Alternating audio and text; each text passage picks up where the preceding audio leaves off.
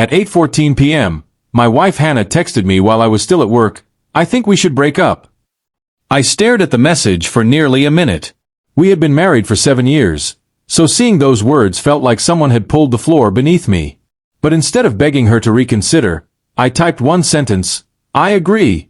Your things will be outside soon." I put my phone down and returned to my work. 5 minutes later, my phone started buzzing repeatedly. Hannah had sent another message. This time, there was no confidence in it whatsoever. Her next text said, "Wait. What do you mean?" I didn't answer immediately.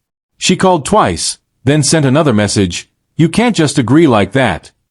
I finally replied, "You said you wanted to end our marriage. I'm respecting your decision." She responded almost instantly, "I didn't mean right now." I stared at the screen. Apparently, Hannah had expected an emotional reaction. She wanted me to argue, promise to change, and convince her that our marriage was worth saving. Instead, I had accepted her words at face value. For the first time, she realized I could actually walk away. When I arrived home, Hannah was sitting in the living room. She looked nervous and kept checking her phone. I asked whether she still wanted to separate. She said she was confused. I reminded her that confusion was understandable, but she couldn't use divorce threats whenever she was angry. She admitted she had sent the message after an argument with her sister, who had told her she was wasting her life in our marriage. Hannah had become emotional and decided to test whether I still cared. I told her that testing love by threatening the relationship was deeply unfair. Then Hannah revealed something I hadn't expected. She had already packed a suitcase and placed it in her car. She said she had planned to leave for a few days, hoping I'd chase after her. I asked why she wanted me to chase her instead of simply telling me she was hurt. She didn't have an answer. I told her that if she wanted space, she could have asked for it without threatening our marriage. She started crying and said she was afraid I'd stopped loving her. I told her I still loved her, but I wasn't willing to prove it through desperation. I explained that my calm response wasn't because I didn't care. It was because I'd spent years believing that love meant holding on at any cost. Over time, I realized that a healthy marriage required two people choosing each other willingly. If Hannah genuinely wanted to leave, I wasn't going to trap her with guilt. She asked whether I had really planned to put her belongings outside. I admitted I had started gathering the things she'd asked me to move into the garage, but I wasn't going to throw anything outside. I wanted to make sure she understood that I respected her choices, even when they hurt. Hannah sat quietly for several minutes. Then she admitted she'd expected me to panic. She said she wanted reassurance that I couldn't imagine life without her. I told her I could imagine it, but that didn't mean I wanted it. I loved her enough to let her make her own decision. That answer seemed to affect her more than anger would have. She began crying and apologized. I told her that an apology was a beginning, not a solution.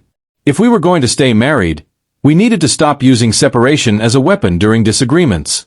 The next morning, we talked for hours about what had gone wrong. Hannah admitted she had felt neglected because I'd been working long hours and rarely planned time together. I admitted I had become too comfortable and assumed she knew how much I loved her. Neither of us had communicated properly. Instead of addressing the distance, Hannah had threatened to leave, while I had responded by emotionally shutting down. We both realized that our marriage wasn't broken because of one argument.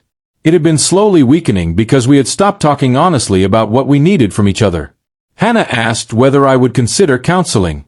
I agreed, but I made one condition: no more threats. If either of us needed space, we'd say so directly. If we wanted to leave, we'd discuss it honestly rather than using divorce as leverage. Hannah agreed immediately. We began couples counseling the following week. It wasn't easy. There were uncomfortable conversations and moments when both of us considered whether staying together was actually the right choice. But for the first time, we were discussing those questions honestly instead of using them to frighten each other. Several months later, Hannah admitted the original message had been the biggest wake-up call of her life. She said she had expected me to chase her, but when I calmly agreed, she suddenly understood that our marriage wasn't guaranteed. She realized that my willingness to respect her choice wasn't indifference. It was maturity. I also learned something from the experience. I couldn't expect Hannah to read my mind or know when I was struggling. I had to speak up instead of assuming she understood. Our marriage became stronger because we finally stopped playing emotional games. A year later, Hannah and I were still married. We had developed a habit of discussing problems before they became explosions. Whenever one of us felt distant, we talked about it instead of threatening to leave. Sometimes we still argued, but the arguments no longer felt like battles over who cared more. Hannah occasionally joked about the night she texted me that we should break up. I always reminded her that her next message had contained nothing but panic. She would laugh and say, "You really scared me." I would answer, "I wasn't trying to scare you. I was taking you seriously." Looking back, that one text changed our marriage. Hannah had expected me to fight desperately for her, but instead I respected the word she'd chosen. That forced both of us to confront something we'd been avoiding. Love isn't proven by how desperately you hold someone when they threaten to leave. Sometimes it's proven by respecting their freedom to choose. Hannah didn't actually want to leave. She wanted to know she was still valued. I didn't want to lose her. I wanted a marriage where neither of us needed threats to feel secure. Her panic started the hardest conversation we'd ever had, and ultimately saved us from pretending everything was fine.